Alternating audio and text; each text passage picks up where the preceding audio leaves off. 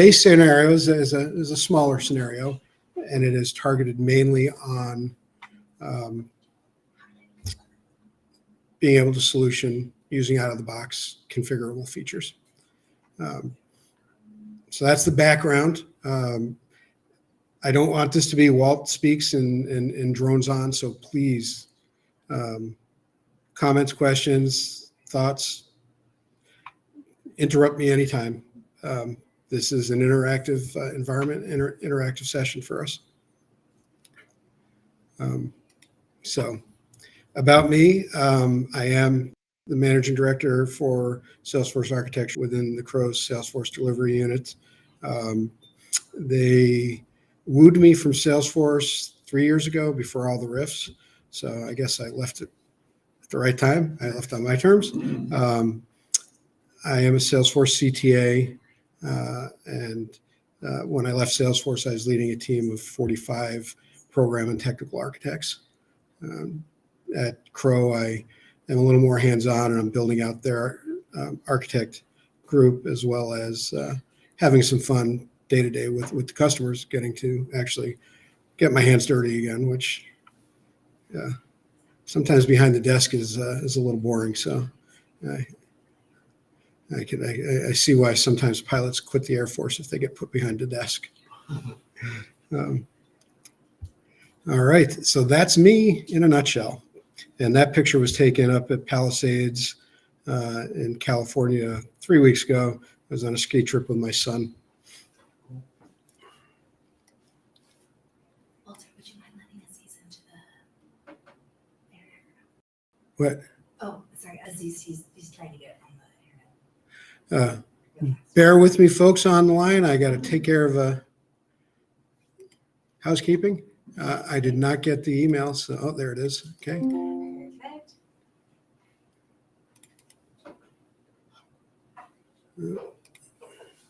All right. I got Abdul's. Or I thought I did anyway. Is there another? Yes, that's what it is. You're not on. I didn't try and submit. Okay. Yeah, so one for Abdul, one for Aziz. Ah, that's why, because Aziz is also Abdul. Until Aziz. Okay. That's what confused I me. just wanted to go shortly. All right. So back on track. Welcome, everyone.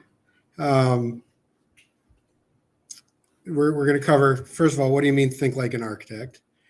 Kind of the overview of the methodology that I have taught and that I approach solutioning and working with customers and just living basically a life of an architect mindset. Then we're going to introduce to the scenario, and then we're going to just break it down, work it through, and take a look at some of the architect collateral that we would deliver as we're doing it, so you get an idea. As we go through and we do more of these, we'll actually do some drawing, and depending on how much time we have, we might actually do some drawing as well as we architect through this. So with no further ado, ta-da. What do you mean think like an architect? And once I'm done with this section, I'm done talking. Everybody else gets to start talking. So notice on here I say Waltz. An architect. An architect is a trusted advisor and an expert within their field. There are many types of architects. Architects guide the customers to success near, mid, and long term. We don't look at just short-term gains. Architects help customers align technology and strategic business goals. We provide foundational design for solving a problem. We're team leaders, we're thought leaders. And last but not least, I don't know, maybe I got it on the next page. Normally I put this in there. We are never, never, never order takers. We are consultants, and our goal is to drive the customer to success and help them find the right way to do things. Obviously, there are times customers will say, I don't care, I want to do it this way. At that point, as an architect, you can choose to either continue the project or have them sign a waiver or exit stage left and move on to customers who want to succeed. That is your choice. I can honestly say I've never had to walk away from a customer. I've had customers that have done that. When I presented them with the, please provide this in writing that you are waiving us from anything that goes wrong, all of a sudden they realize, oh, maybe I'm not going in the right direction. And oftentimes we compromise and meet in the middle and say, oh, we have a short term, we can put that Band-Aid on you want, but we're going to map out the long term and get to where I actually need to be when I have more time. So understanding the customer, being compassionate, it's all part about what we do. And when I talk about customer, it's whether you're an internal resource leading your company or an external. When I was working in industry, I treated the company I worked for as my customer. I treated them with a consultant's mindset, even when I was an employee. So it's, if you can help lead them to success, that's what it comes down to.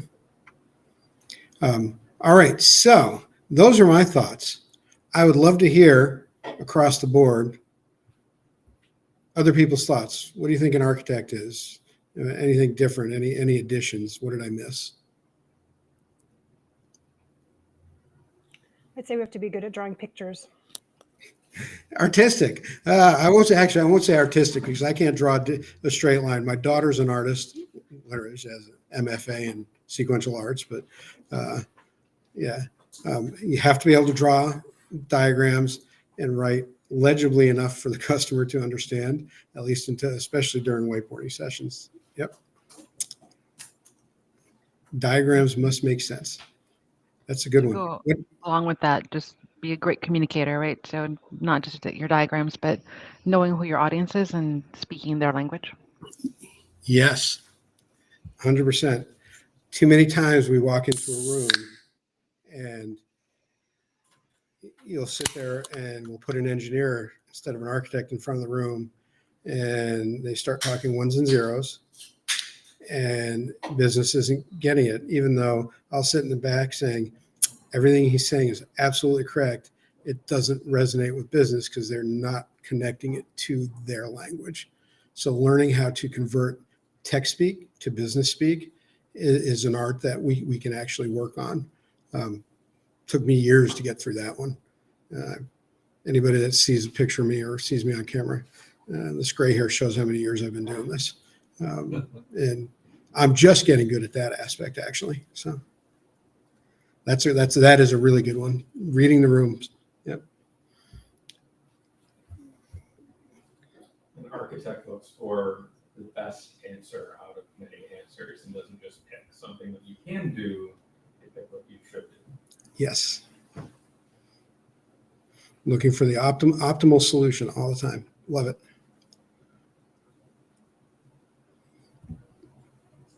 All right. Maybe an architect should be a great listener who makes the customers or your talk and be able to bring the actual why behind the problem. You have to be a good listener. Just to piggyback with the good listener aspect, I think the architect also is serving like a safe harbor in the organization. So people who are working around him or her should kind of trust and have, I like the first one also, like the trust advisor is also tying that. Kind of like an analogy perspective, like a safe harbor, you need to feel kind of confident and safe about the decisions and when you communicate with the architect. I love it. Yeah. Good communicator, active listener, speaking the customer's language, all that. So we are architect groups. We are the Salesforce architect groups. It doesn't say technical architect, doesn't say solution architect. It's Salesforce architect group. There are many types of architects: program architects, technical architects, functional architects, solution architects, systems architects, enterprise architects. You have user experience architects. You have business architects. data architects, integration architects, and security architects. And I'm sure there's more that I missed. We all have something in common when we go into this business and we approach things that I have found in my experience. So what we're going through in this exercise and these exercises will help. Doesn't matter where you fall in that spectrum of architects, whether you want to expand into broader, if you're a focused architect and move into the broader technical program functional solution architect, or if you want to stay as a data architect or an integration architect or specialize in UI, it's still applying these same principles in the way you work. And we're going to jump into that. So all architects, the ones that I've talked to, have a common thought process. If we think about, that's where it is. Common thought process. We are not order takers. We are consultants and thought leaders. We see the world in patterns. When we approach a problem or we approach a customer, we're looking for repeatable patterns that we've seen in business, in technology, in process that is common across the world. I have worked in probably a dozen different industries, consulting customers in a dozen different industries, from HLS to FinServe to manufacturing to retail, hospitality and resort, real estate. I mean, the list goes on. I have a very diverse background. And one thing I can tell you is every one of them thinks they're extremely unique. And they are. But their patterns are all the same. A sales pattern is a sales pattern.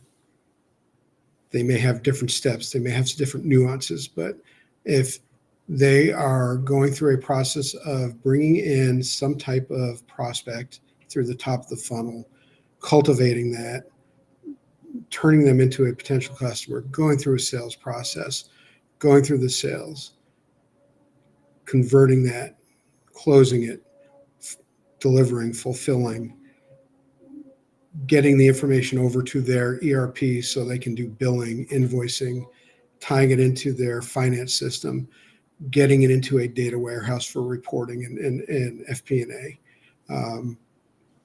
Those are all patterns, and those are sub-patterns within the bigger pattern. But that's business, whether it's real estate, whether it's hospitality, within there, it's all about that. And don't forget the circular post-delivery, the support contracts, the resells, depending on if they're a one-time, purchase or a subscription type business model. So that's where you have nuances, and each of those nuances will have sub-patterns, but we see those patterns, and we know how to, if we identify the pattern, we can solve those.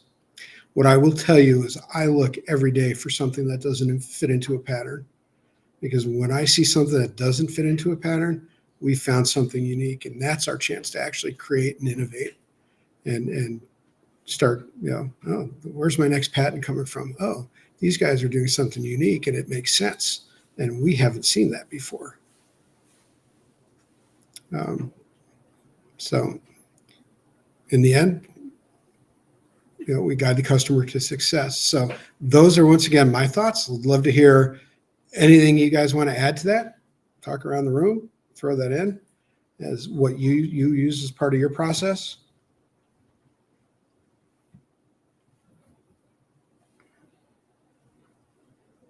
Don't be shy.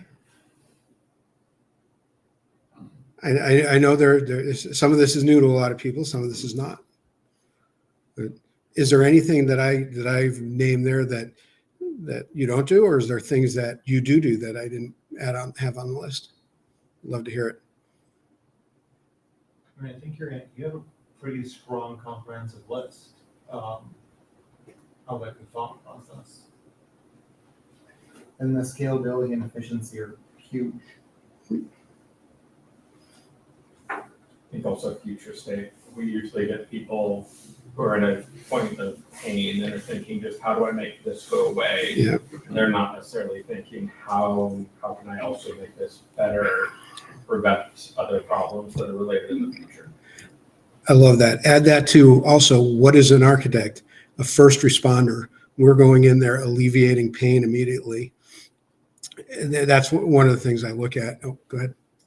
Kind of the second to last one, it's talking about guiding customer success. I think I've spent a lot of time or different organizations just building trust and trying to change the culture about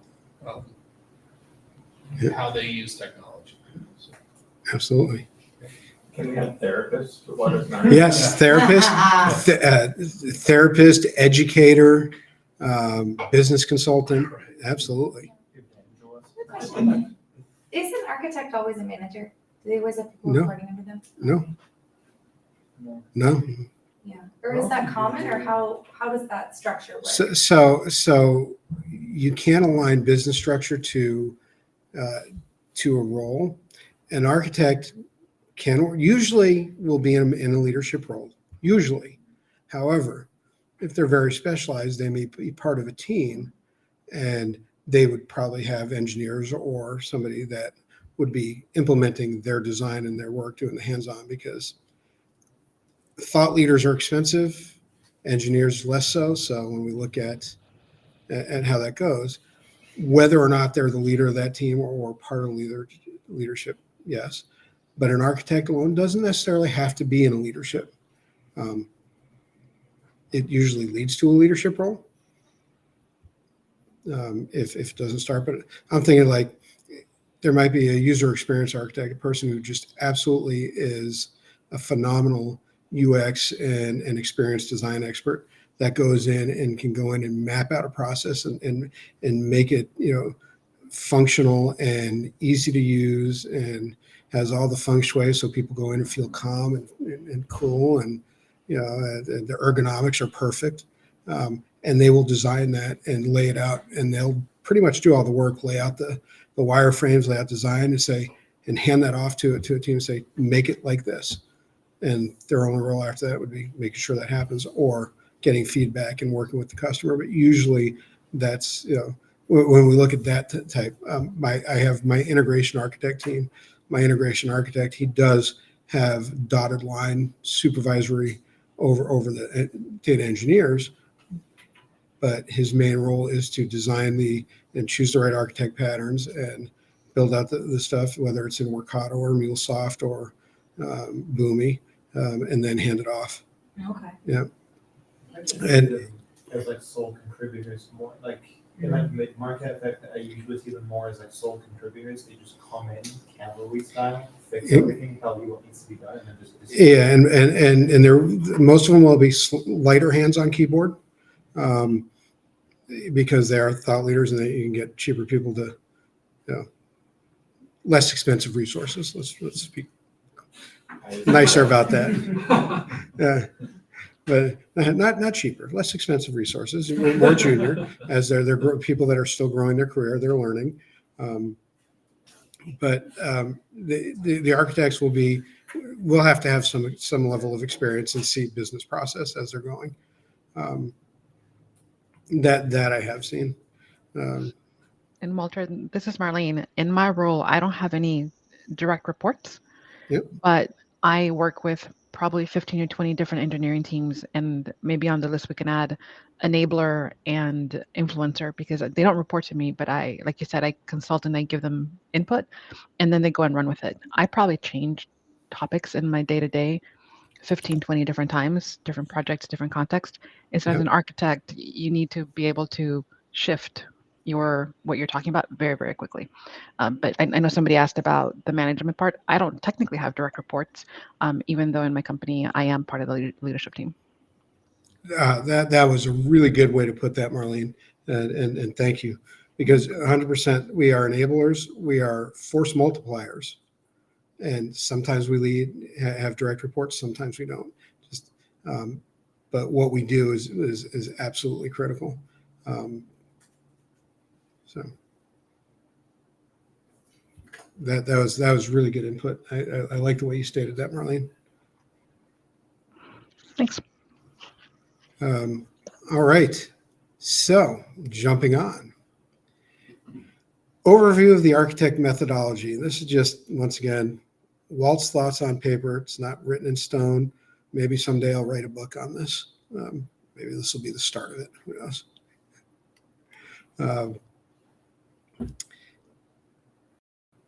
The architect methodology, I take it in two ways: a high level and then a more granular level.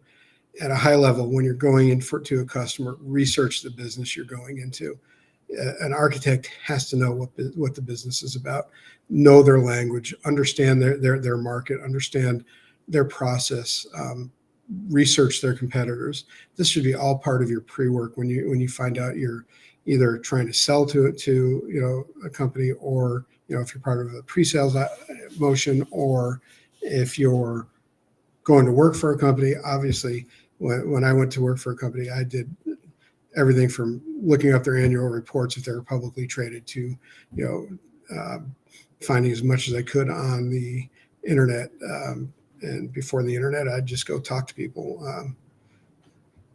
But it's really researching the business, research the industry itself that they're in, find out what's working, what's not, where the pain points are.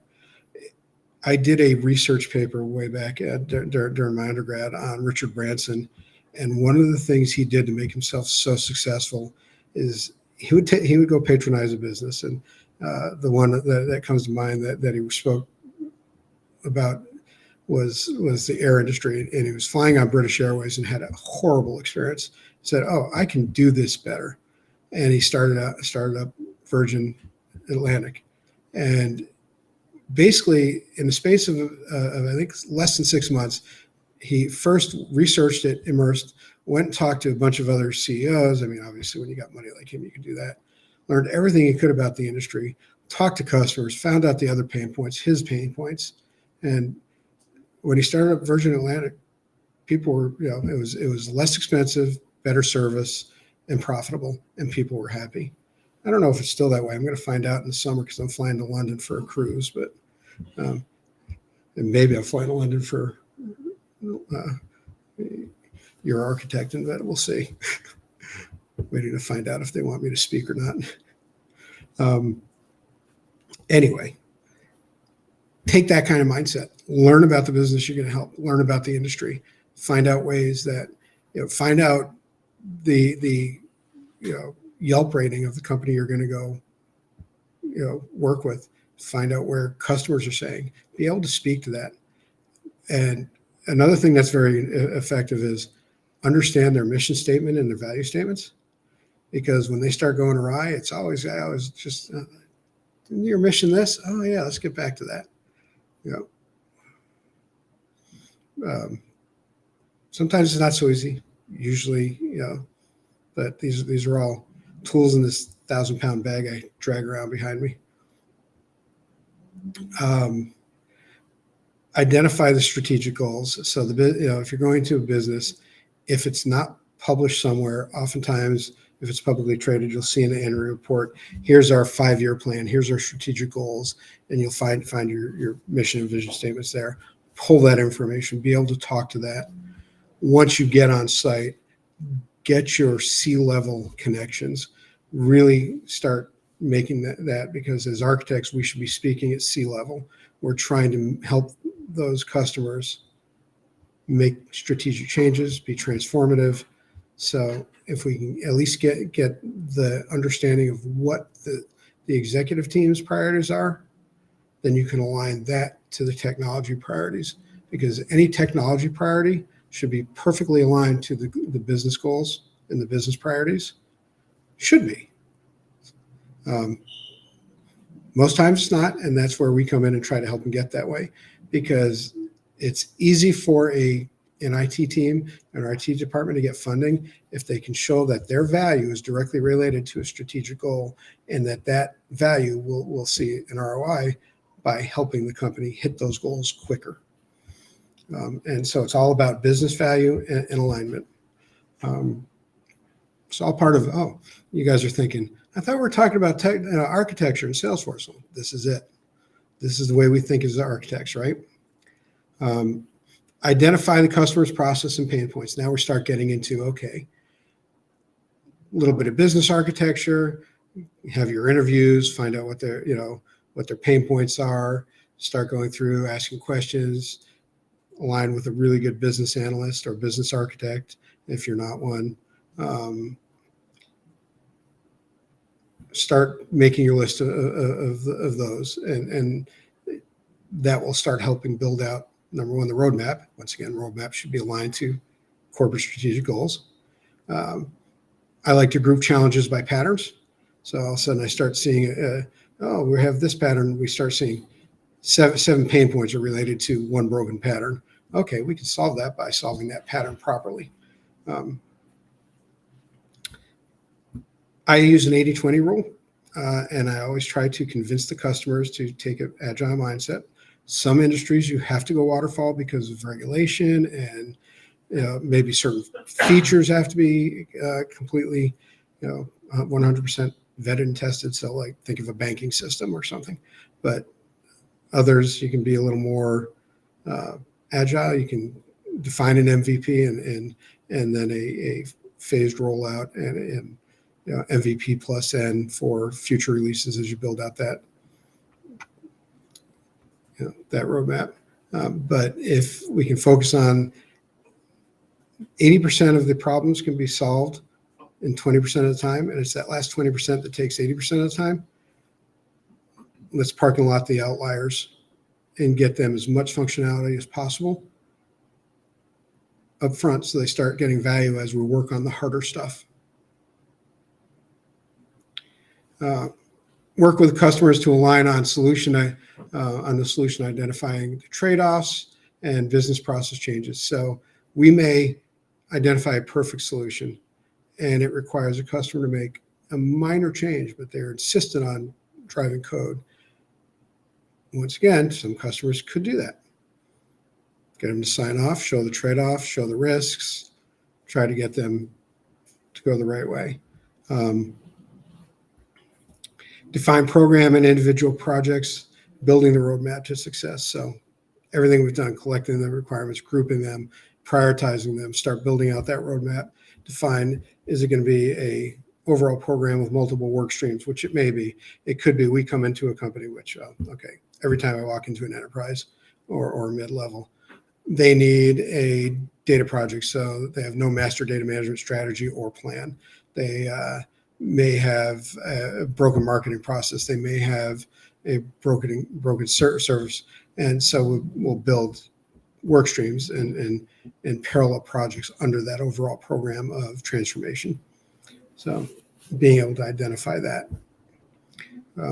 Once again, big level, high level, big picture. We're going to get into a little more fun here shortly. And then in the end, provide the customer path to strategic goals, by aligning their technology to that. So, like I said before, technology changes shouldn't be made unless they have a strategic reason. And tactical changes are needed, but only to support the strategy. All right, so I spoke a lot. Before I move on to this slide, any thoughts on the high level? Did anybody have any? Like I said, I didn't want this to be me speaking, but I'm speaking.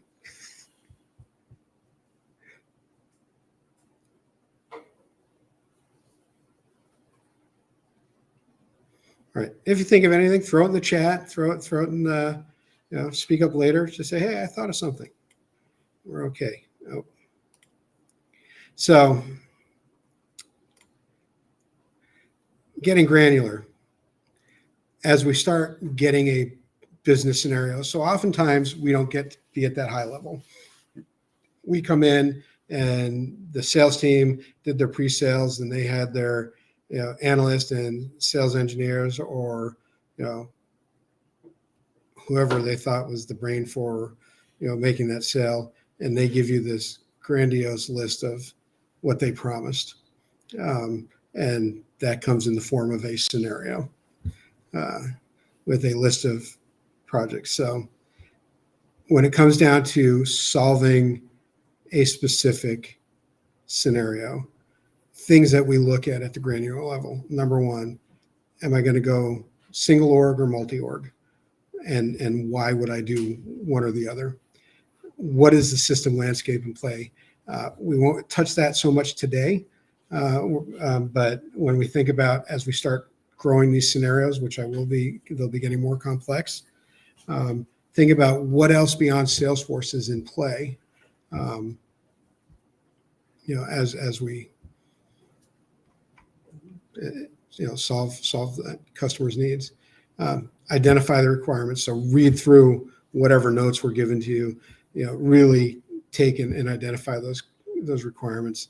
This is where we start building out our backlog and our epics, features, and down to the user story by taking it from there, and then hopefully grooming that with the customer at a later date.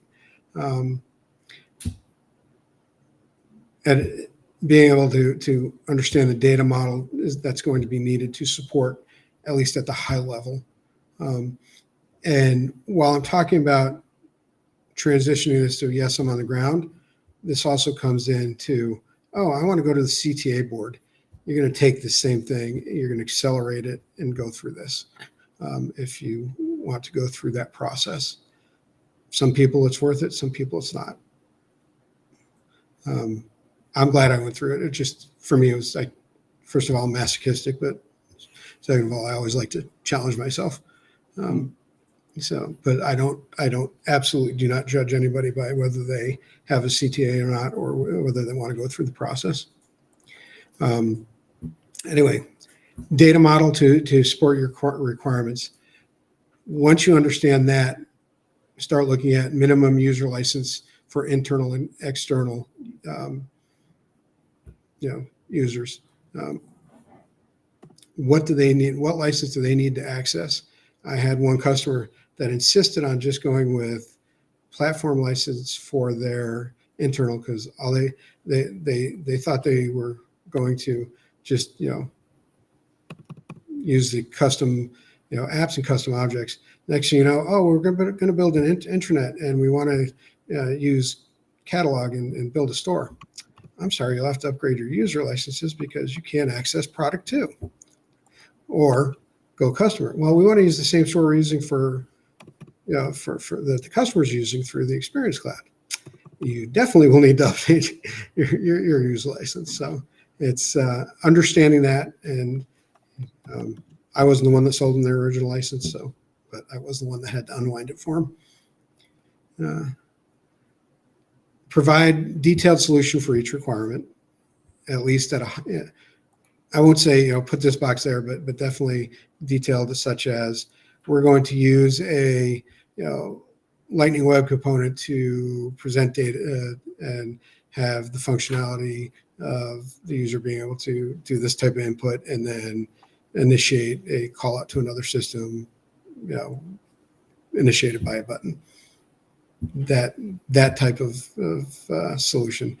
If you're going through the board, even if you're with a customer, you should be saying, we were going to be going down the road of Lightning Web Components and call outs to your other systems. And then provide the reason why and the trade-offs and the risks. Define security and access needs. This is really where architects sometimes fall down. Although it's been rolled back, there's still the concept of less profiles and leveraging permission sets. I'm a firm believer. I worked with I was a Salesforce program architect over a customer, and there was a partner that came in, and I won't say who, and they insisted, oh, they only need one profile. I said, really? I said, so explain to me how you're going to use session level restrictions for the global users that are not allowed to come in from certain IPs. Oh, we didn't think of that. Yeah. So understand what you absolutely need a profile. And there's only 4 things now that you really need a profile for. But if you can get down to the lowest common denominator, you can minimize your profiles and then expand through permissions and permission sets, or permission set and permission set groups. So architecting that level, helping walk them through it, helping them unwind certain things. There's nothing worse than walking into a customer that's got 120 profiles. Yeah. And 1,400 roles because, well, they kept getting, opening their tickets, because I think the hard limit is 1,500, soft limit's 500. So it's always fun. There's some crazy stuff out there. Define security, define the DevOps, to make sure that as you're setting up the project, as you're setting up the requirements, understanding what type of release train you're going to do, what type of cadence you're going to do, and get alignment with the customer. Understand what a change request intake process looks like, so there's not sprawl and scope creep. Putting governance in place, and that defines into governance and scope creep. So those are my granular stuff. Anybody else use something different now that I've talked myself hoarse? Any additional stuff? Maybe as part of the user licenses, you want to map out your actors, the different roles, and from them, then what user licenses they would have. Absolutely. And that leads into, actually, that'll lead into some of the collateral after. But actually, I'll jump into that at first before we jump into solving the scenarios in a group think. But I like that. So I'm going to jump over to solving the scenario for a minute, and how to break it down. And first, talk about being able to use diagrams, being able to draw a consistent system landscape. I throw something in that makes sense to me because of my background and being in technology for over 30 years. So to me, while this is a good system landscape, it shows Salesforce, shows an integration, it shows the other objects and other systems in play. What I'm missing here is a layer in between Salesforce and potentially on-prem. This all works fine if everything that they're doing is SaaS. There's still companies out there that have on-prem stuff. And when there is, this layer in the middle needs to have two dotted lines on either side. It needs to be marked as a DMZ. Does anybody know what a DMZ is? So in networking, when you have on-prem, you need to protect your resources. So you'll have your network internal, you'll have switches, you'll have routers, you'll have firewalls, you might have things like NetScaler and other proxies. In between World Wide Web, the world, and internal, there's a section called the demilitarized zone, taken from the 38th parallel. It is a piece of area that's kind of no man's land that you can use to protect devices, usually where if you have Boomi or MuleSoft or other iPaaS solutions and you need to access on-premises data, you'll reside an agent in the DMZ. It'll get hardened. It'll have to have direct connection through a reverse proxy. There'll be all kinds of security protocols, and that will allow you to get from the outside to the inside without actually exposing your inside data. So a lot of people don't know about that because more and more in our industry, everybody just talks SaaS. But I have to tell you, 70% of the business out there still have on-premises data. And we have to learn to work with it, and we have to be aware of that. And Maybe it's Walter, down to 60% now, but be aware of it. what about things like AWS or Google Cloud? Because those can also have their own network requirements, right? And you still might need have a VPC or a tunnel. So I think it's very similar to what you're talking about. It's just, it's not on-prem, it's in the cloud, but it's still their environment, right? 100%. And they are building off that same concept. Mm-hmm. They don't draw it. They don't call it, it's no longer on-prem, but they're absolutely the private tunnels, the VPCs, the connection into AWS, all of that. And when we look at when we start getting into integrations, we're actually going to start. We'll look at that. We'll look at OAuth protocols and security and two-way SSL and VPN as well as VPC. There are lots of stuff that is in play out there for going cloud to cloud, but it's not drawn into traditional way. Here I would say AWS, and I just draw a hard pipe to it. It's because it's not the assumption is we're building that connection to my S3 bucket. We're setting that connection up, and it's configurable. It's so much easier now with that than it was when we had to set up a DMZ and we had to go in and program our firewalls and open up ports and set up whitelist and access lists and rejection, and have sniffers in place to watch for that. And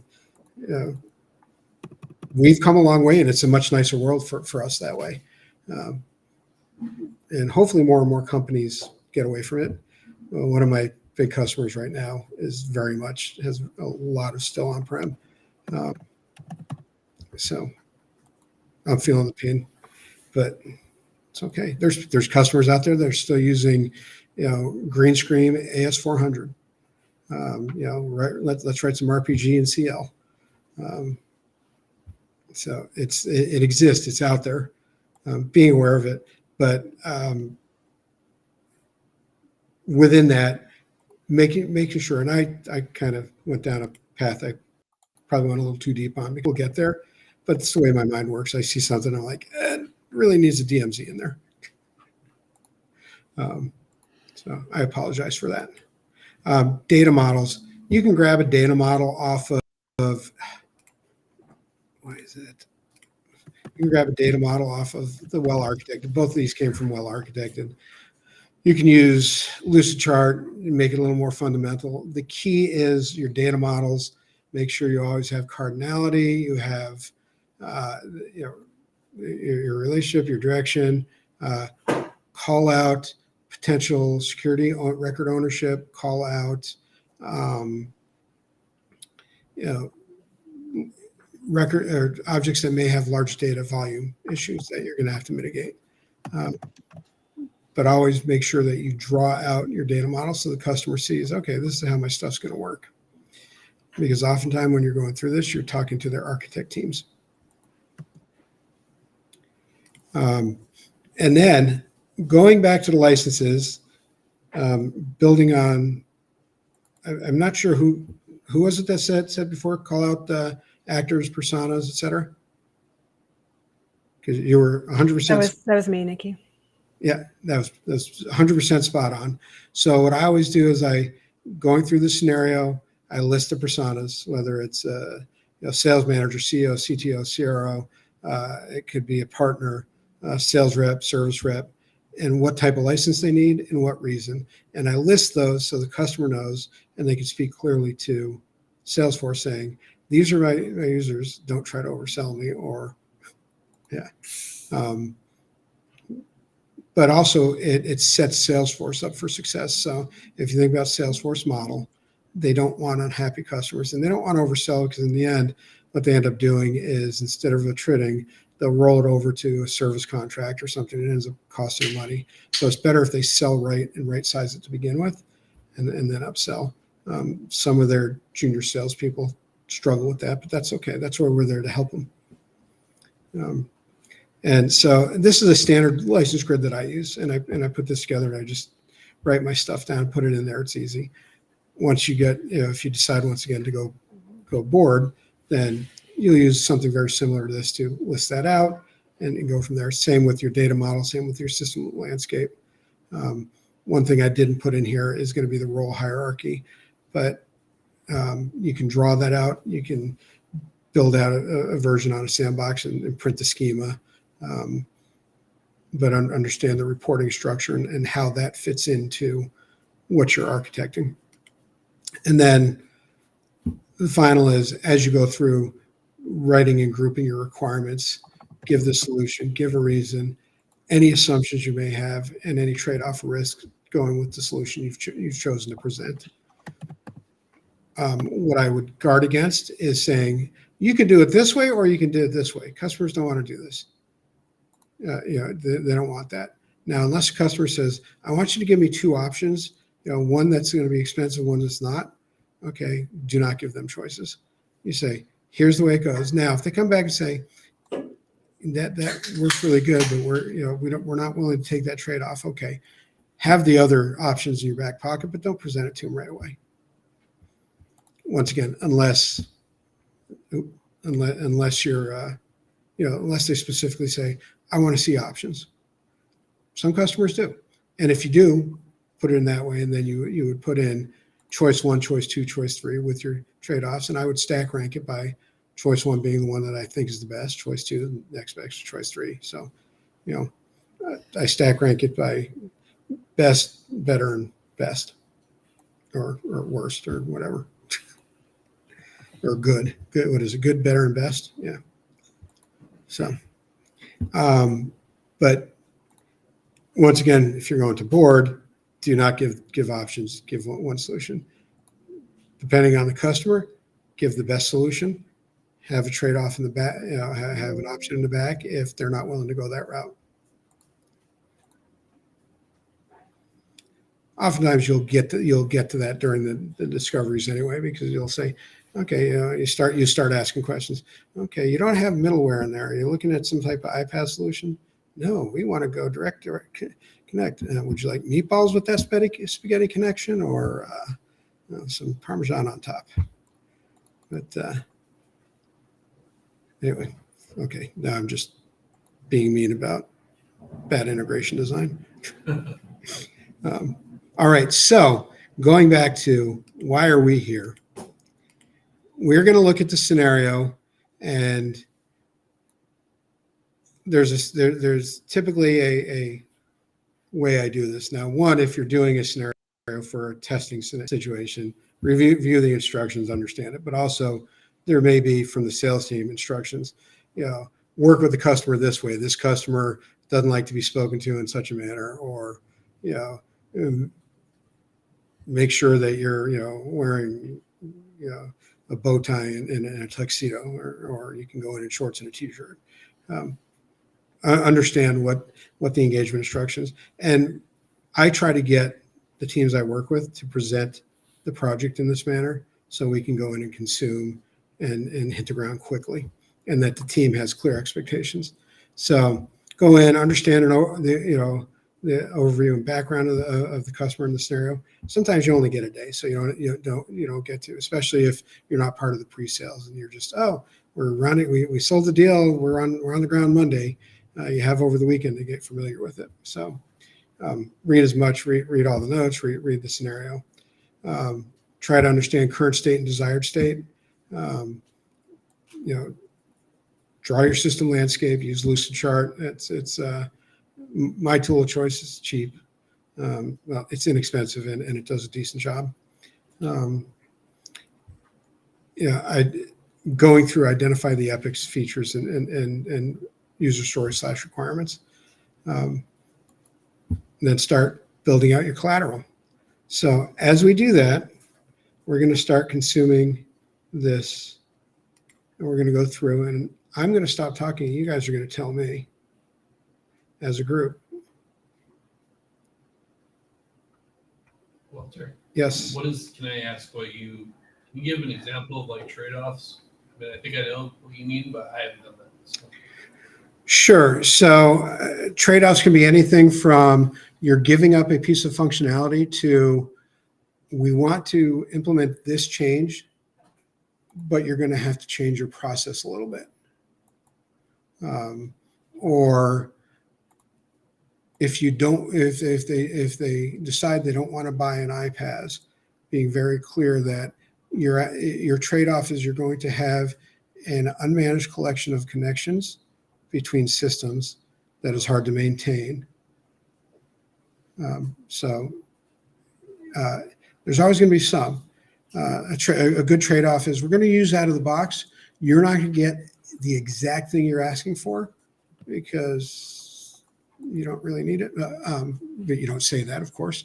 But it's having those hard discussions with the customer, because understand they're not coming from a place of maliciousness. They're coming from a place of comfort in what they know. So when we look at it, we try to guide them, part therapist, part educator, and say, look, we can do this. You're going to have to give up this orange circle or these 7 red lines that are not 7 or not red or not parallel. I don't know. Anybody who hasn't seen the expert 7 red lines, you got to go look that up on YouTube because it's hilarious.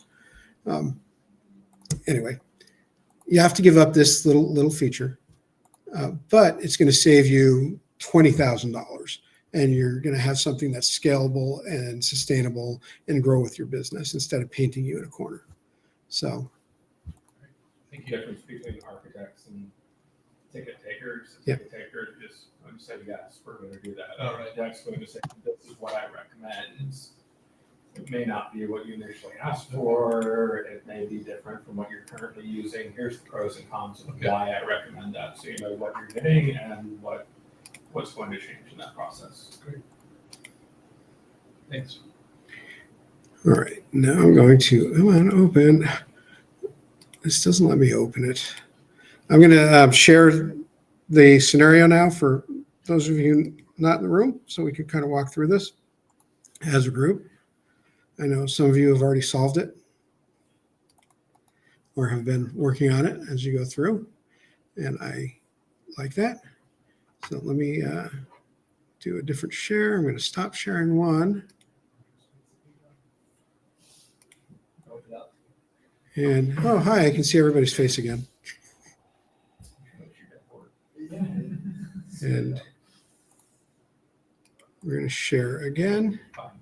How's everybody doing online? All my remote attendees. I haven't put you to sleep yet, have I? No, we're doing well. Thank you. Which was the YouTube video you asked us to watch? Oh, it's called The Expert 7 Red Lines. Be prepared to laugh. Yeah. Okay. It goes really well with a bottle of, with a glass of red wine or scotch. Thank It's you. it's a very fun. It's just a joke. But it is very funny. And Okay. Why architects drink. yes, yeah, that would be another title for it. Why? Why experts drink? Yeah. All right. Let's see.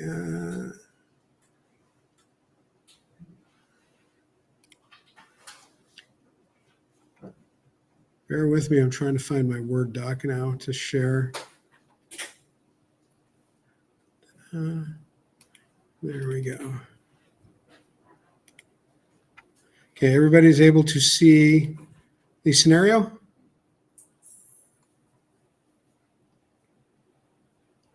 Not on here. No, on the Zoom. Yeah. Yes. It's on Zoom. Yes. On this one. We have the paper though. Yeah. Ah, okay. You guys all have the paper and it's on the Zoom. Okay, good. I'm going to mirror my screen now. Before I didn't need to. Give me a second. I'll mirror it so you guys can have it up there if you want it. Display settings.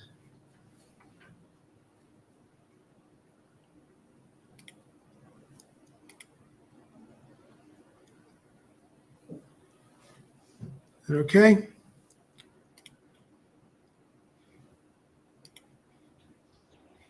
Don't want to meet the scenario. We're done with the deck. Okay, everybody's able to see the scenario, correct? Yes. Yes. All right, and I'm scrolling. You're seeing page 2 now. I just want to make sure I have the right one that I'm scrolling. All right, so on here, I will tell you that, once again, I frame this very much after a program that I put in place at Salesforce years ago. I don't even know if they're still using it, but works really well, and it gives people a rapid chance to get lifelike experiences at consuming. So for us, I want everybody to discuss, and we're going to talk about this and crowdsource and decide what we need to do. And I'm not going to tell you if it's right or wrong. I have a philosophy. If I put 5 architects in a room, I come out with 6 designs, and it's that 6th one's the best of everybody. So architecture should never be a solo job. So at the end, if you we're doing this for a customer, you could do a functional demo of core components of the solution. You can actually take this and practice building out if you need some hands-on experience doing some of this stuff.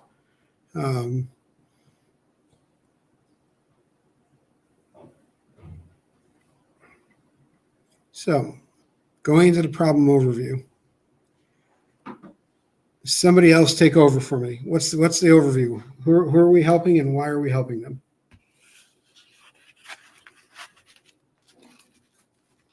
Bueller.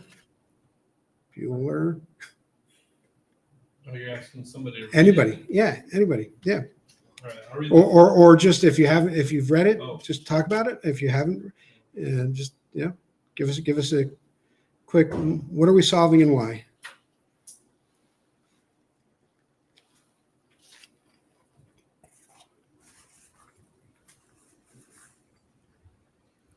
Multinational company is moving to Salesforce to consolidate operations, drive efficiency, save costs, and hopefully achieve the 4 outcomes one on that page.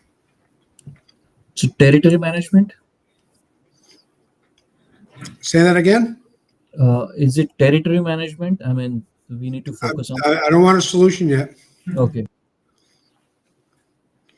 We won't solution until we understand the big story. So, 100%. How many times, how many on the call or in the room have walked into a customer that, first of all, is anybody in the room or on the call, have you worked with multinational large customers? Okay. Mm-hmm. Yes. So what you'll see in here is a very common scenario. New CEO, new executive team. They come in, they have a new set of goals. So they just came out of corporate planning, and they want to have a goal that they want to increase corporate revenue by 20% over whatever time period, 2-3 years. Decrease time to delivery by 10%. Increase net promoter score. Does everybody know what a net promoter score is? Okay. Increase NPS, from they're only a 3.9, they want to go to a 4.5. And their employees aren't satisfied. They're coming in at a 3.5, and that's probably generous because they don't want to go lower or risk losing their job. But understanding why is are the employees not satisfied? So they want to find a way to get that from 3.5 to 4.5. When I talk to most sales teams, oftentimes they're not satisfied because the tools they use get in their way.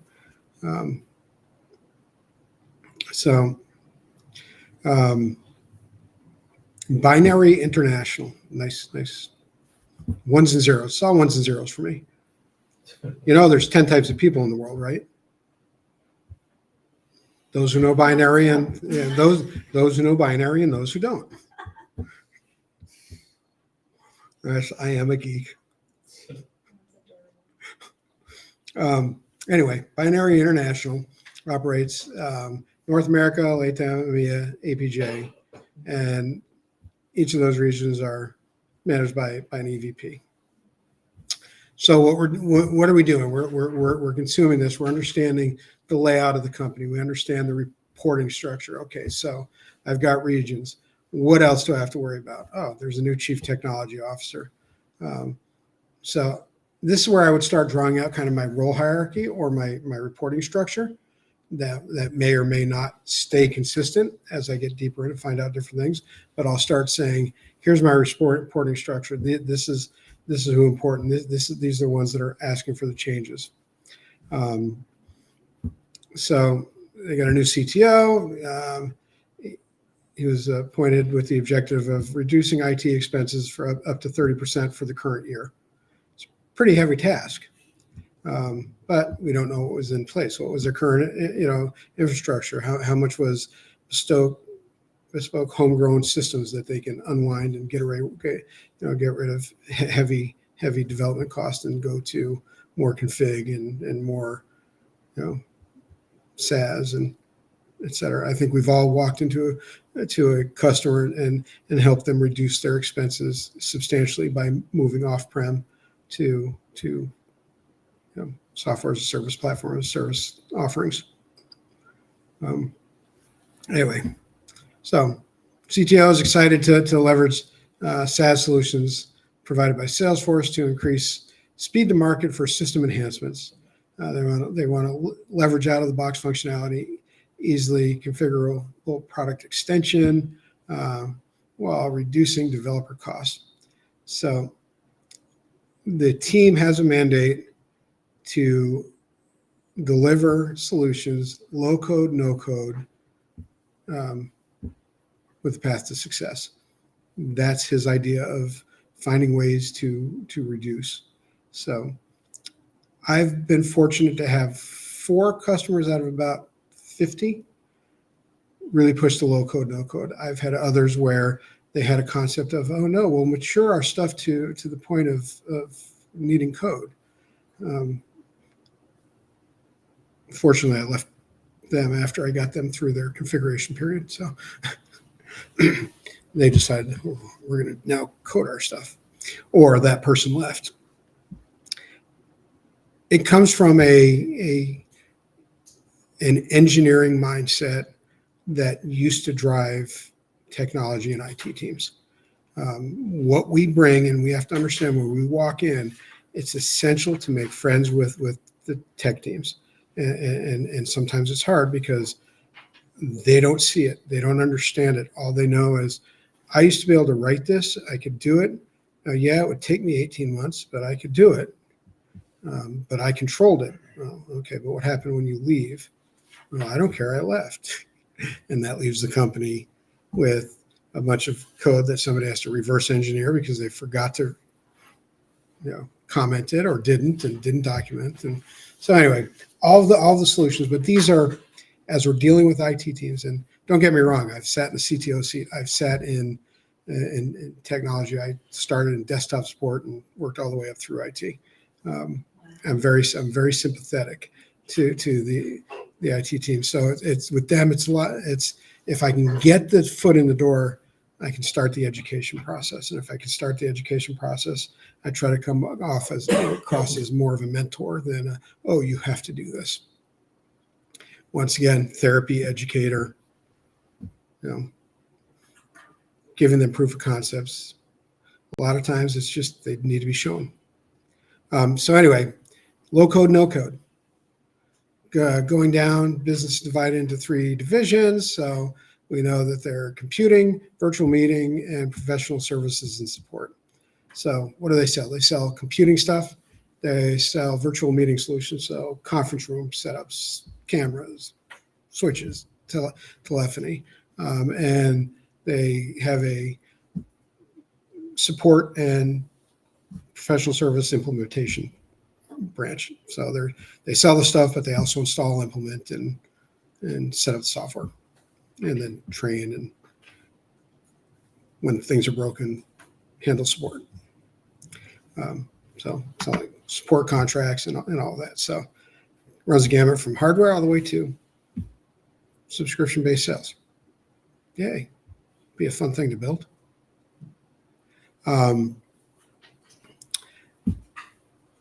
So knowing that the goals are growing revenue and reducing expenses and increasing NPS and employee sat, the CTO has tasked the team to align the technology with the new corporate shared services model and also to the strategies above. So if we go back, because I kind of glanced over this, it's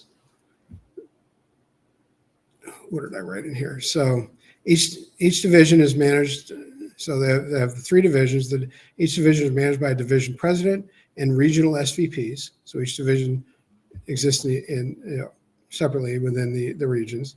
Each business group in a region has a sales team, and each region has a service department that services all three divisions. So global unified services. So we know it's tasked. We have an overview of the reporting. We have an overview of the players. So if we would go back to that grid where I said the personas, this is where I'd be starting to write down executive teams, management, sales reps, service rep. If it tells me anything about partners, I do that. They've traditionally run everything in USD and in English language, but they're getting pushback from their global customers. So they decided their new system needs to support multiple languages, English, Spanish, French, German, Chinese, and Japanese for their global customers, and more if they need it, as well as currencies in each language or in each region. The chief revenue officer and chief operating officer want to have common business process across divisions. So they want to standardize sales process. How do we put a system in that the sales teams are all working the same? They might have nuances, but they're still working the same for the most part. And they also want to have a 360-degree view of the customer. So from customer acquisition to sales to support to new sales, and getting a good picture where they can start building out and promoting cross-business collaboration. So if we break this down, and fortunately the sales team on this one actually broke it down by epics almost for us. They have a BI marketing management, they have a BI sales operations, and they have BI customer service, and then the reporting needs. Fortunately, they don't have any DevOps or governance needs or anything beyond that. So going through, somebody other than me talk. Let's take a look at their marketing. What do they need in marketing? How will we start solving this? It seems marketing is a little bit more of like the lead management process, and it's just like the acquisition of those leads and what that looks like. Okay.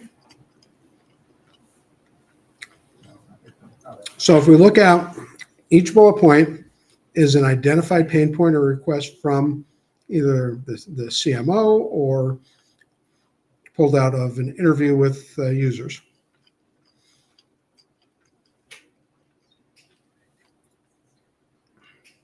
It seems from like 22 onwards, we're talking about just round robin assignments, like wanting to assign those leads to like salespeople, providing them just almost like a download solution, but providing them somewhere on the website to like create. Oh, now's the time we can start solutioning. Oh, okay, that's fine then.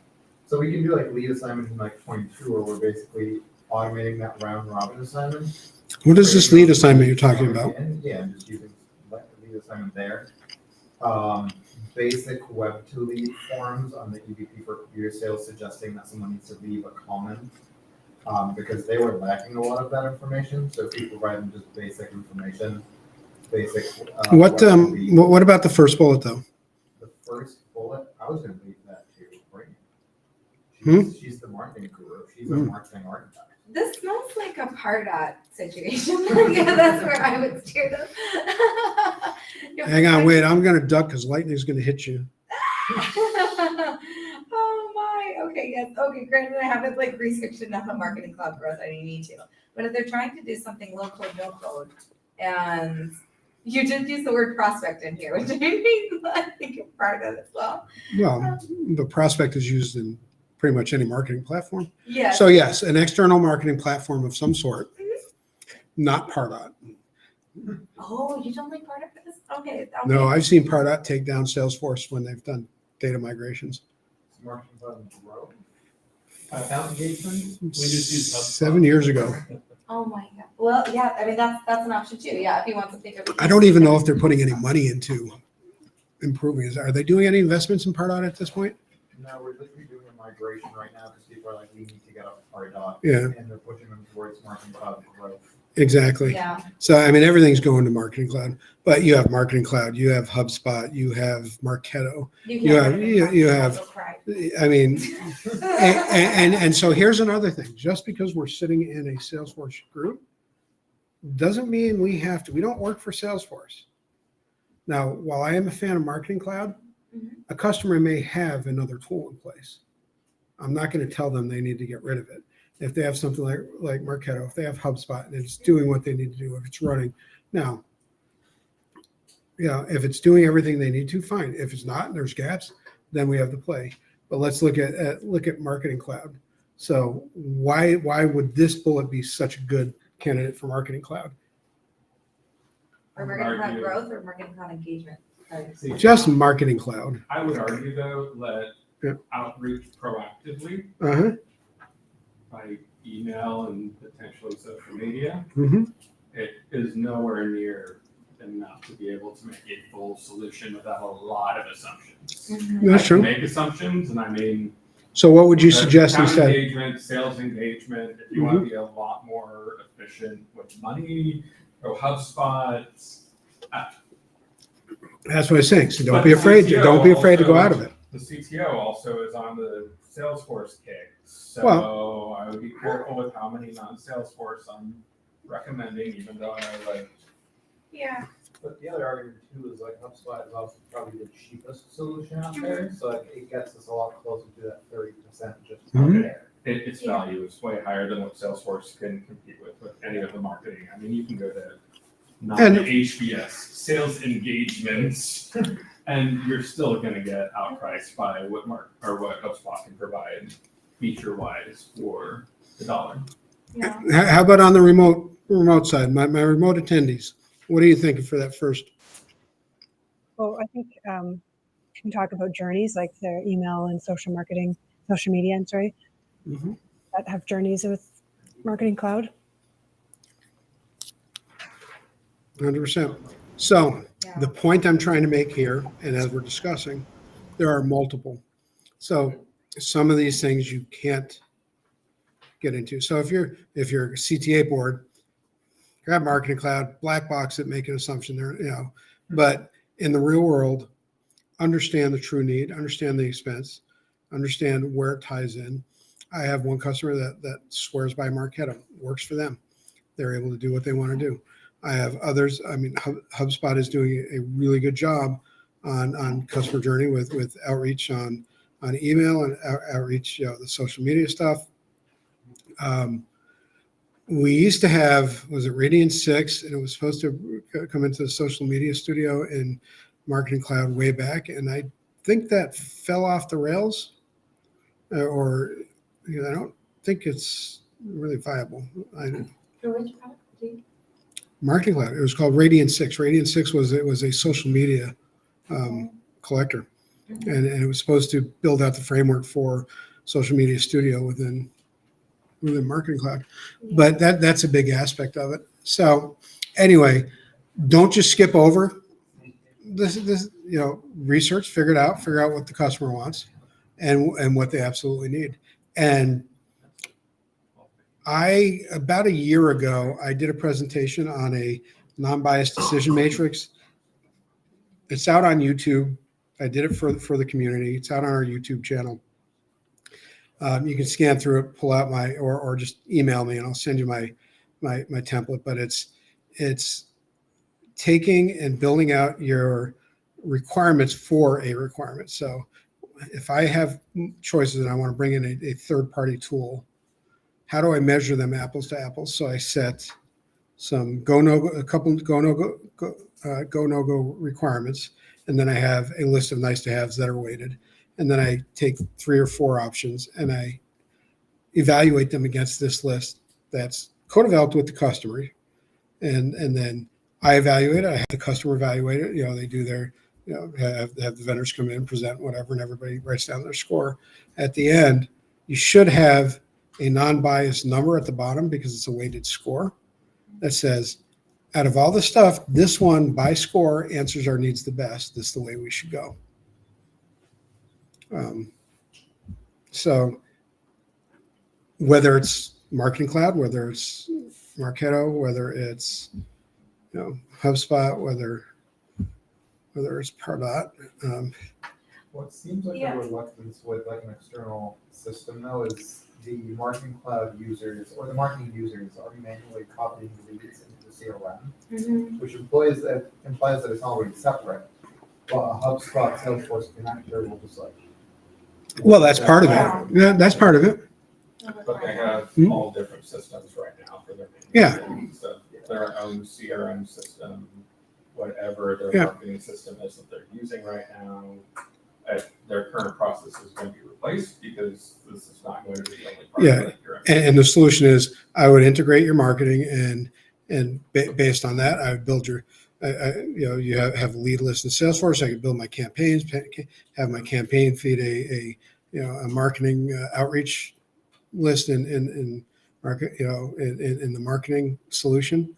It could be two-way.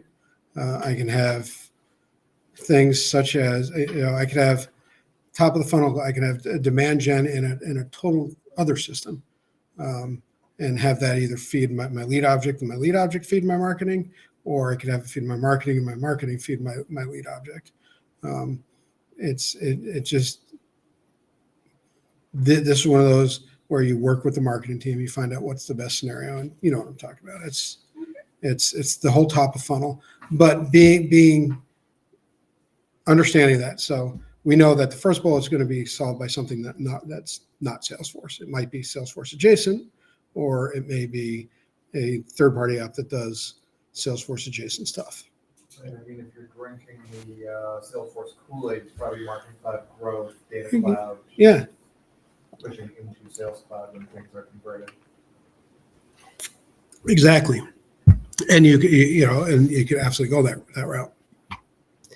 For the round robin, I haven't seen out of the box Salesforce using like lead assignments rules or anything work that well with round robin. So I would suggest like a demand or distribution engine or some kind of an app that if they really wanted true round robin for that. There is Ring Lead. There's an app for that. There's actually, yeah. Salesforce Lab. Don't even have to pay for it. Yeah, but Yes. We and it was written off of a solution we put together a long time ago. So basically, what it leverages is a field on the users that basically they're tagged 1, 2, or 3, and whatever they're tagged, and you have a flow that goes through as it generates. And back in the day, it was a workflow, but the lead assignment rule would run, and then it would increment, and then we would leverage the mod.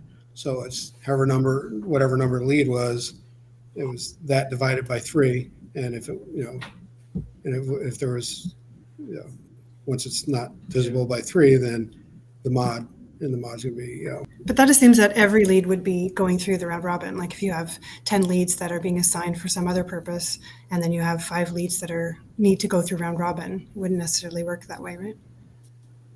Because they only want to do that if it's the prospect product of interest is unknown.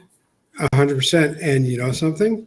I can actually fire off a flow based on the requirement that they have identified a product interest or not. Yeah, because if you're using the lead assignment for everything else and then assign that specific product to a queue that kicks off. Exactly. The flow. Yep. It's too obvious. Yeah. There you go. Like I currently just use 2 objects, assignment and assignment groups based on product, and then I have a flow in the back end for contacts. There you go. Just, And it's no code. exactly. So and I like how you called, okay, I have to be able to define which leads run through it, because that is 100% one of the questions we have to ask. Okay, if I run this automation, how do I make sure it's only running on what I want it to run on? So whether I use just the lead assignment rules or I make a flow that does lead assignment. So I might make a flow that assigns lead ownership based on that instead of using out of the box lead assignment. But I can still do it without writing code.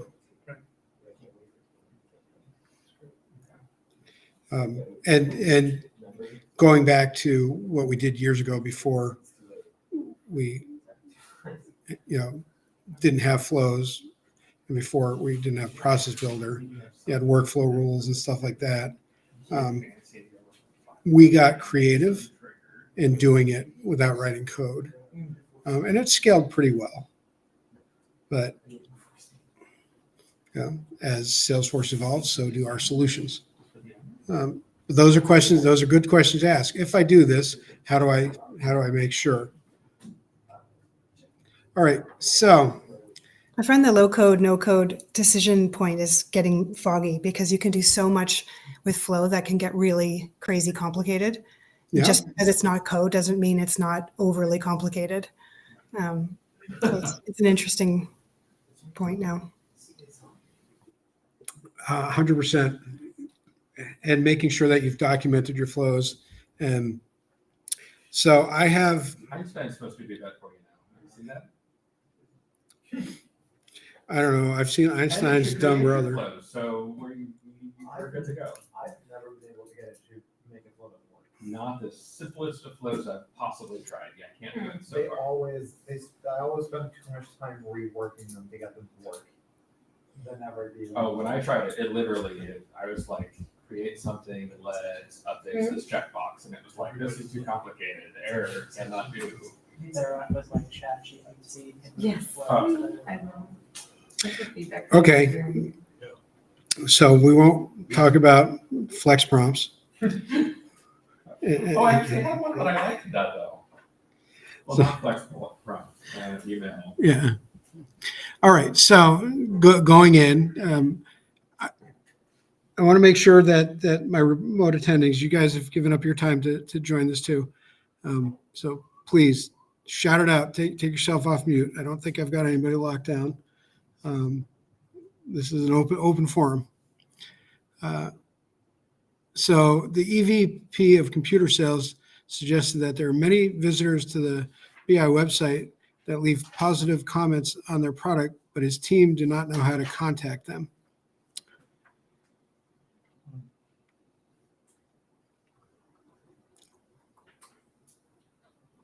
Is that UTM codes? Just, like, track them. Sure, if you want to go complex. Okay. I just do web delete. Okay. Oh, just the form. Yeah. Basic form. Make it simple. Now, when would I stop using web delete? When you need more information than just like a couple fields. No. I can have as many fields as I want. It's number driven. When you hit the limit of how many web leads you can get into the system during a day. Yep. Yeah, otherwise it'll put them on hold and then it'll start dropping off. So you can still use that same concept though and do a web form with a scripted call in through API. But now we've gone into code. So understanding the limits, maybe. What's their website on? Yeah, that's true. Now, but we haven't talked about that yet. So let's assume they're on a Drupal website because they're archaic. Oh, keep you that way. For now. But to your point, 100%. If we have Experience Cloud and set up a service center or even an unauthenticated landing page where they, here, leave your comments or ask a question or whatever. You can absolutely do. Engagement, we can totally do a landing page. Yeah. Easy peasy. Yeah. Form. That's right. So many ways we can do it now that have improved over the years. Yeah. But if we think about it, and if we look at the words, so look at the words too. One, if you're in a testing scenario, look at the words. If you're in a customer scenario, that's when we start saying, what is your website? What are you looking at? Do you need co-branding? Does it have to be the exact same thing? What's it built on? For the duplicate, multiple leads, we could look at duplicate and matching rules. Yes. Bingo. This also means you need some data cleansing before. Yep. Do assignment rules work here too, along with the duplicate matching? It can. However, take a look at the full requirement and tell me what might be a better option.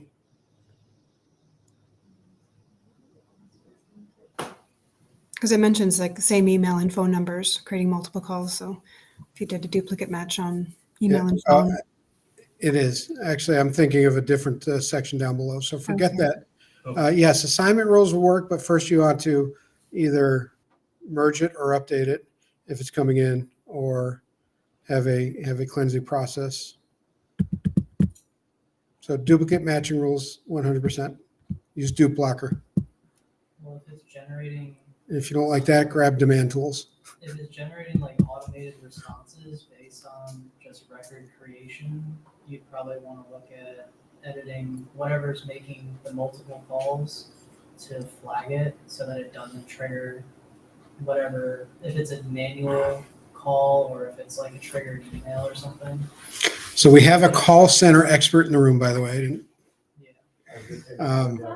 So Because we had to do this, or I yeah. had to do this exact same thing like 5 times. Yeah, 100%. So if you have automated outbound calling, you've got a team of SDRs and they're just sitting there and they have to pick up when somebody answers, whatever the process is, or even inbound.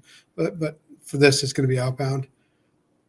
Dupe blocking is essential. You don't want somebody to call 5 times in a day. Next thing you know, you'll be put on the national do not call list.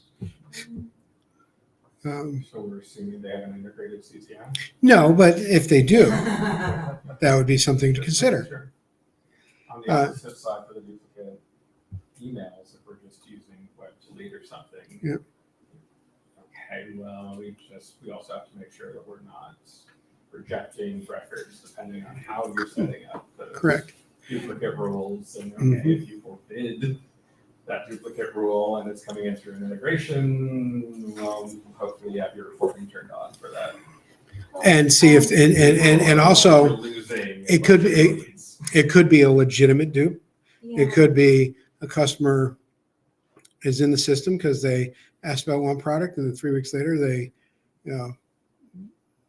want to learn about something else too. And you just blocked your upsell. And you just blocked your upsell 100%, which is why we tend to not block duplicate leads, but what we can do is present reporting based on here are probable matches with interest and let the sales teams go from there.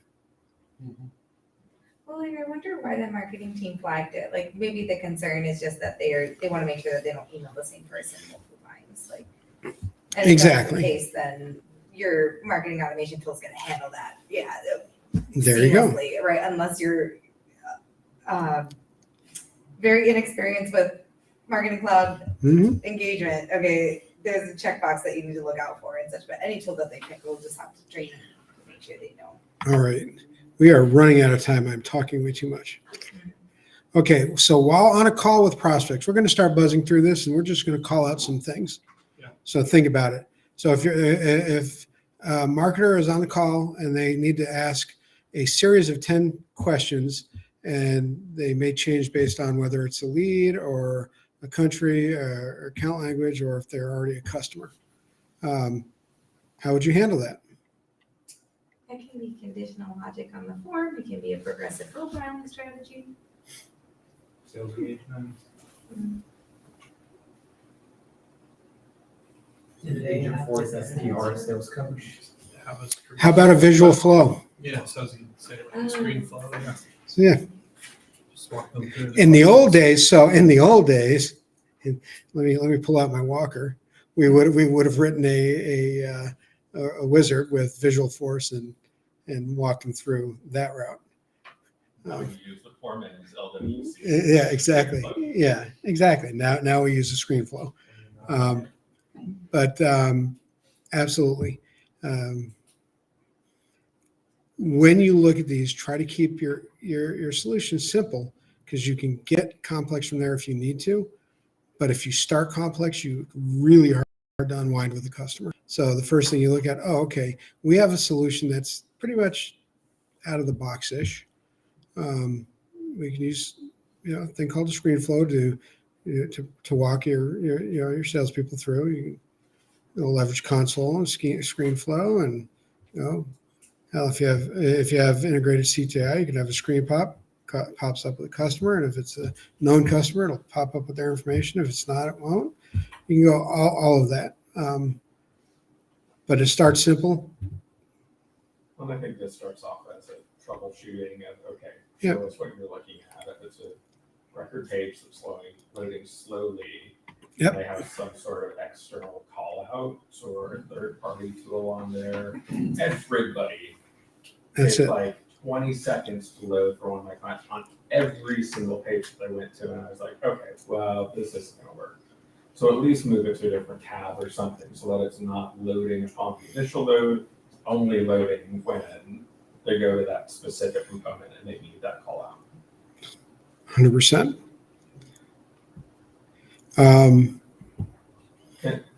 Can I ask an interesting question that Sure. may derail us a little bit, but hopefully get everyone thinking, because I'd Yes. love to hear thoughts.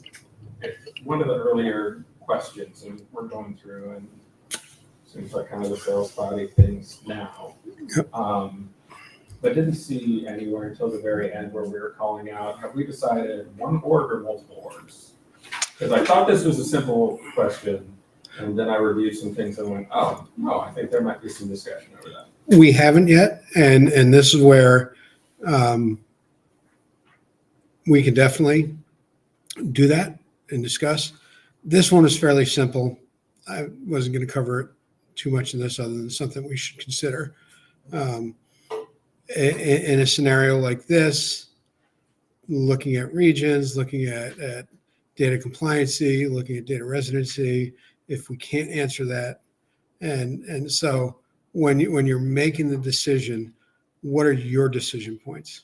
So, well, that's what I'd be curious to hear people's analysis of this. Because again, at first I thought of one answer and then realized there were some other arguments. So just, did everyone have a perspective on one org, multi-org for this fairly straightforward-ish seeming? I mean, we know marketing is external. So we already have. well, but think about Salesforce Marketing itself. aside, Salesforce ERPs. I wasn't specifically talking about their current state. Their current state, we already know that there's multiple possible solutions but are not connected. right, and we're moving to Salesforce. So assuming just the Salesforce core, so sales service, one sales service or multiple, and why? So sales service, I'd combine. And, but what I look at is, number one, are there first government regulations or compliance issues?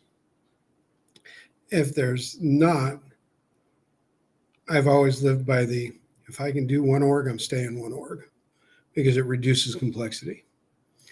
If there are reasons, so there are data residency issues, which GDPR, say again? Let's assume that there's not too tight a data residency stuff. Right. We're not talking about HIPAA and stuff. We're mostly looking at volunteered information. Yep.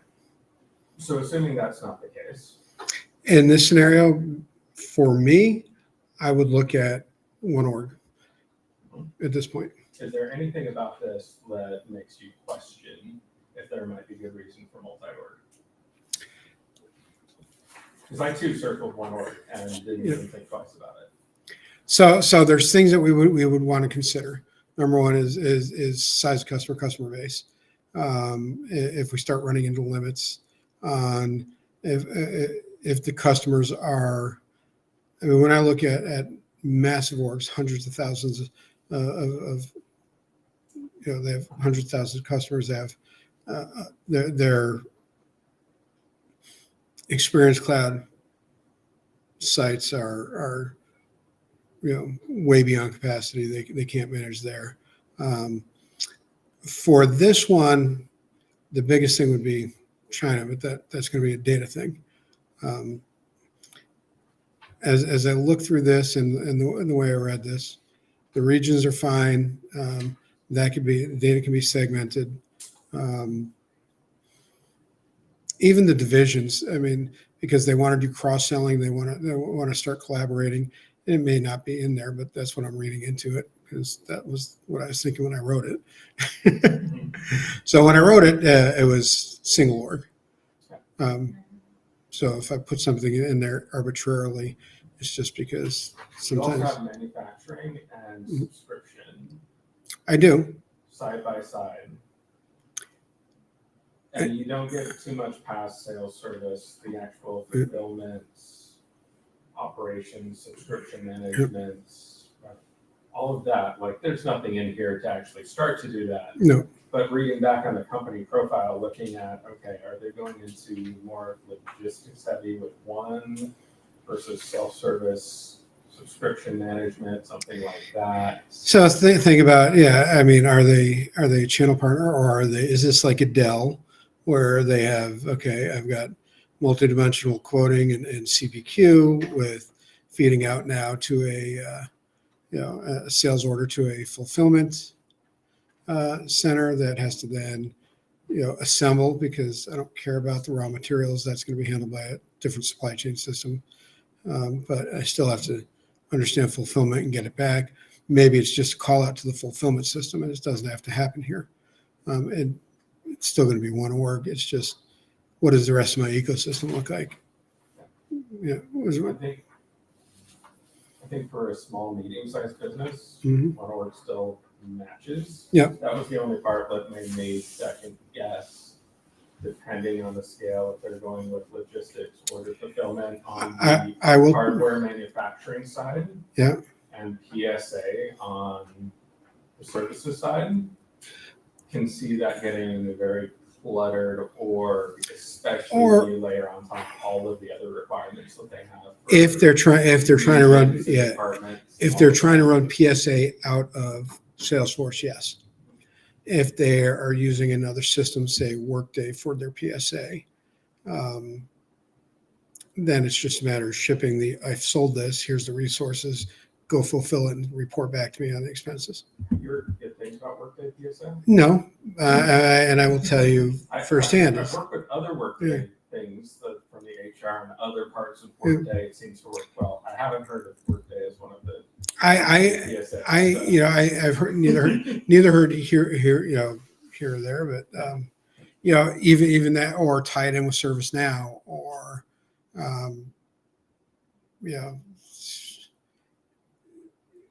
there are other PSA systems that we could use. It just depends on what we're trying to do. If we decide, I want to build everything in Salesforce and I want to do it, then I would probably ship off and have a Salesforce PSA org standalone, and I would ship over to it. It would still be integrated 100% if I was going to do it in Salesforce. Put implementation of professional services in there, right along with manufacturing. Well, selling it. And hardware. Yeah, selling it. I didn't say what else was in there, though.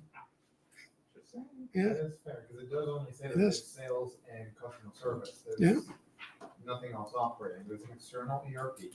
There's a possibly external marketing platform.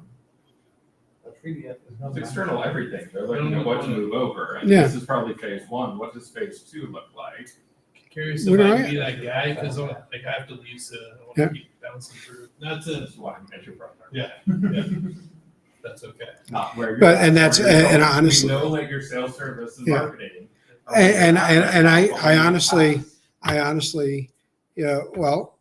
seen it go both routes, and I've seen it all work in one org. I've seen some of the biggest technology companies in the country work this scenario in one org, including the PSA aspect. Yep. Does it do it well? Depends. If you have purchased your own pod, which some have, and you have unlimited resources, then it does. if you're like the average customer and you're stuck within the hard limits because you're not one of the top 10 Salesforce customers, then it doesn't. So we take a look at what we're trying to do and where we go. That scale, it requires a lot more balancing. Yes, it does. 100%. You need your internal architect at that point. Yeah. So let's jump into this. So as we look at solving declaratively the Salesforce solutions, that was a good call. We do have to consider single or multi and where to go from there. Now I'm going to have to write these scenarios tighter. So For the second point there, the unique stages, there was a yes, requirement to keep everything. I can't remember the wording on the first page, to keep everything the same. So maybe to rationalize all those stages to have just one set of stages, and then you can use dynamic forms and dynamic actions to have the page presented, differently. And if they really can't, then I guess you could use record types with sales processes. both options I like actually. So originally it would be profile and record type and sales stages. That was the old way. I love the concept of dynamic forms and use. I love even more that you tied back to standardized sales process. Why is there 7 stages in virtual meeting solutions, 5 in computing sales, and 4 in professional services? What possibly could the ones with lower numbers be missing, or what extra is the virtual meeting solution doing that maybe can be combined? So sales stage rationalization, and then from there, if they indeed need to have something extra, I love the use of dynamic forms. Just use dynamic stages. Yeah. I think dynamic forms can also possibly solve point number 1 for us as well, depending on what chaos is on that landing page. Yes. So once again, in the old days, some of this is pulled from an old scenario. In the old days, we had to worry about several things. So when we first went to Visualforce, you had to worry about large data volume, too many related list loading, et cetera. And even now, if somebody builds a lightning page incorrectly, they're going to run into the same thing. So now we can componentize it. We can have a related tab that loads separate from the detail.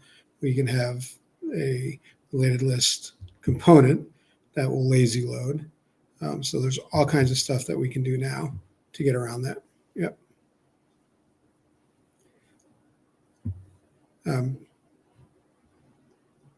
How else would we want to solve that? I won't go into I would solve it with lazy loading and pagination. Say again? Oh, were you asking about point 1 or which point were we? Yep, point 1. I haven't tried that accordion components, but I think those should be helpful. Yeah. Yep. Something like tabs. Flash things. Yep. Load and tell you. Try to pull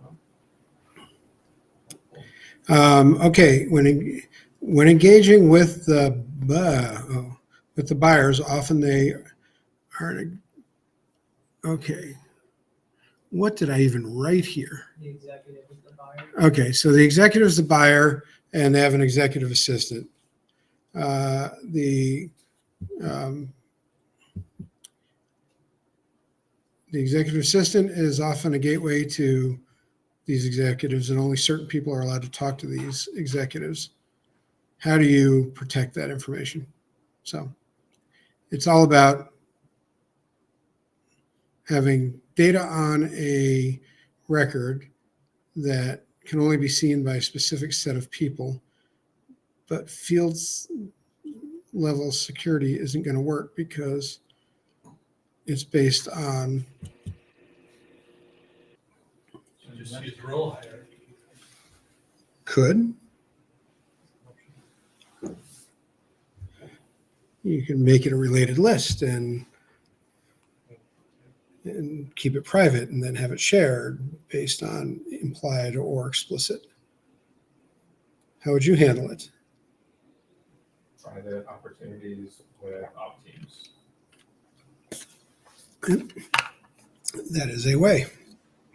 I guess it depends on where you're putting that executive assistant. Is it fields on the executive's contact, or are they a separate contact themselves and you need to hide that, make the contacts private and only share by type or something to identify what's the executive assistant contact? That's a really good question. How would you design that?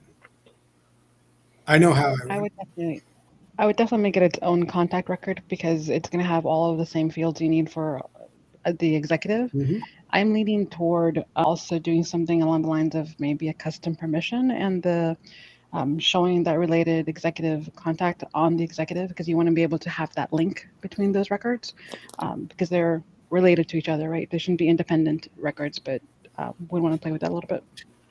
But that doesn't solve for not being able to see the contact record, because you could just look up the contact by its name or search or look under the account and see it there. That's hiding it from the opportunity, but not at the core. So you'd have to do some kind of sharing rules on the record to hide the That's a record. good point. Yep, that's a good point. Mm-hmm. How do they determine the different types of sales reps? Is it just one? They have, 50 of the same profile, same permissions, or their sales rep leads that are above the lower ones? So we just uncovered it. Say we just uncovered an ambiguous hidden requirement.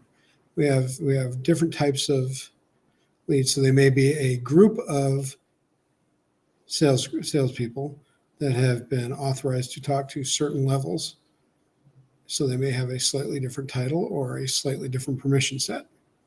What's the interplay between executive assistant and sales rep? Am I just missing this? So oftentimes the AE is a gateway to a C-level person, right? So when we look at that, if they're trying to reach out to the executive but they can't get an answer, they know they really need to go through and contact the executive's assistant. Only the seniors can do that. Yep. I mean, you could set it up with record types on the contacts and executive assistants or record type and only share with whoever authorized set of users are. And have Just it do it on that way. there, and have it on as an off contact, so it only show up if you have permissions to that specific record type. Yeah, you can do it for that and, the executive, record type, and Yep. executive assistant, do them both the same way. So that way, regular, sales reps can't see it, but if you're a sales rep lead, you can see both. So we see we're going through, diving into these, consuming them, being able to go through and think, look at the pattern. What's the pattern? What am I trying to do? I have some type of information that needs to be restricted to a certain subset of people. That's a security pattern. How am I going to answer that? So we start playing with that and looking at that. And we think about using the actual out-of-the-box fields for contacts. You They have could. consistent fields and Yeah. for different groups, just give them a level of security. You could.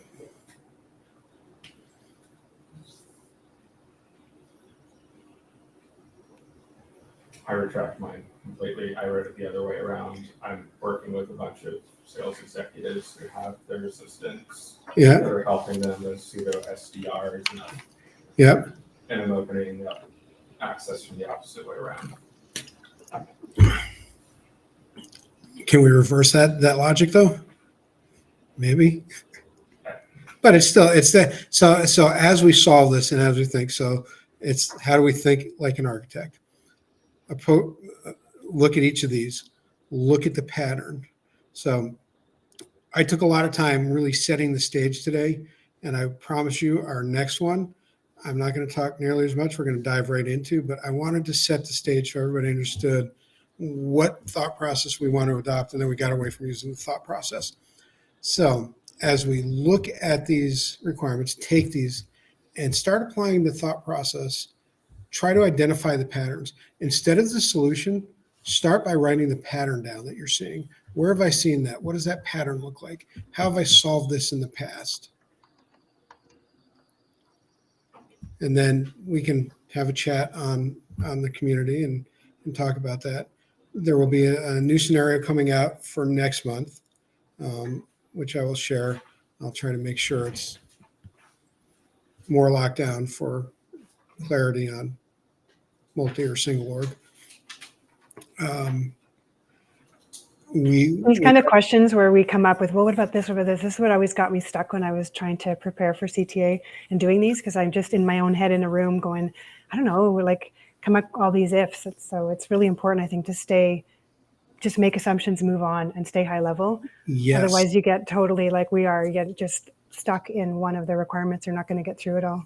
Yes, 100%. And what I was trying, I didn't want to quash discussion, but I think, like I said, I'm learning how to do this. This is my first one of these. We're going to get better at these. I'm hoping everybody found a little value out of this today. Great, Walter. Thank you. Thank you for preparing this for us. And we're going to go through more of these. Homework if you choose to This is accept. amazing, Walter. Yeah, the Orlando group also wanted to do these kind of scenario breakdowns. And so I would love to keep partnering with you because I think these are really great exercises. So thank you so much for putting all this together. Oh, you're welcome. And I will continue on. And I will, like I said, they'll get more advanced. We're going to have less talk from me. So next time there's not going to be a slide deck. If anybody's new to the group that shows up, we can point them at this recording and say, look at the first hour for the background. But we'll go through and we'll jump in. What I may do is just have the reminder slide saying, this is the mindset we want to use as we're going through this. And next time, let's approach that with applying that mindset. Let's identify the patterns. Where have we seen this? Where does this fit in? And how do we solve it? So when I look at, oh, here's a pattern, a customer wants to, raise a question or show an interest in a product from a website, web to lead, web to case. These are easy things that we see. Oh, that's not going to work because of scale. Okay, same concept, code, and a little scripting and API access, or setting up Experience Cloud, or we can take it as deep as we want them, but we identify those patterns and then start solving the patterns. So that'll be the exercise for you guys, just to kind of look at this, play with it. If you want, to give me feedback, or if you have questions and you're solving this and you think you're stuck and you say, oh, what would you do? I'd be, bounce it off me. I'm excited.